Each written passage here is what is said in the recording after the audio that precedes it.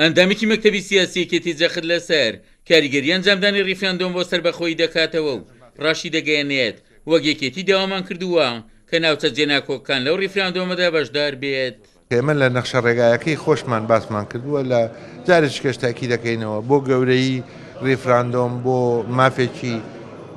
ڕەوای میلەتەکەمانە چ ڕاپرسی چ لە دوای ئەوەش بەڵام گرینگە ئەم پەرلەمان کە دەستگایەکی گرینگە کە ئاکتیو بکرێتەوە بۆی بڕیارەکان و گەورەتر و شەرعەتی پێ بدرێوانە ئێمە لە تاکید لەوەکردنەوە کە کارەکردنەوەی پەرلەمانێکێکە لە ئەرکەکان بۆی بتوانێت ڕیفراندۆم بکرێت لە کوردستان. ئەکادیمیان و مامۆستایانی زانکۆش دەگەیەنن پێویستە ناوچە جێناکۆکەکان بەشێک بێت لەو ڕیفراندۆمەی بۆ سەربەخۆیی ئەنجام دەدرێت.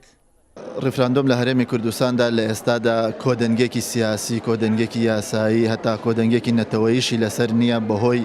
کێشە ناوخۆیەکانمان. دەرگای چەندین ڕەخنەی بەڕووی ئەم پرسەدا کردوێتەوە لە هەرێمی کوردستاندا. جا ئەگەر ڕیفراندۆم لە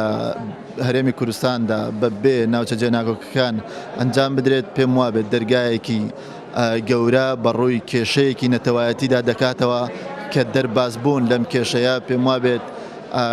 دەیان ساڵی دەوێت چونکە ئەمە لە دەستدانێکی یاسایی ئەو ناوچانەیە ڕاپرسیکردن بۆ سەربەخۆی کوردستان بەبێ ناوچە جێناکۆکەکان بەبێەوەی ئەو ناوچانی کە کەرکووک و ناوچەکانی دووز و خانەقین و ئەو شوێنانێکی تیا بێشنگال بە هیچ کارێگەریشی نابێت لەبەرەوەی ئێمە شۆڕشی کوردی ئەگە بیستە بەبێ ئەو ناوچانە دەوڵەتی دا بمەزرانەیە لە ماوەی چەندها ساڵی پێشیستە دەوڵەتی کوردی دا ئەمەزرا بەڵام ئێمە وەکو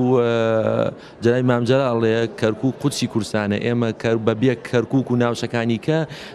بوونی ڕیفراندۆم سازانی ڕیفراندۆم هیچ کاریگەریی نابێ ئەبێ ڕیفراندۆم کە کرا بۆ سەربەخۆی کوردستان بە کەرکووک و ناوچە دابڕێنەرەکانە بکرێت پێش ناوچەکانی کە پرسی ڕیفراندۆم پرسێکی نەتەوەی گرنگە لە ئێسادا بۆ گەلی کوردستان بەڵام پرسی ڕیفراندۆم بەبێ ناوچە جێناکۆکەکان بڕوای من کاریگەری خراپی لەسەر بارودۆخی سیاسی هەرێمی کوردستان دەبێت چونکە ئێمە ڕیفراندۆم بکەین بەبێ ناوچە جێناکۆکەکان نەوعەن ما دانانە بەوەی کە ئەو ناوچانە دەرەوەی هەرێمی کوردستانە.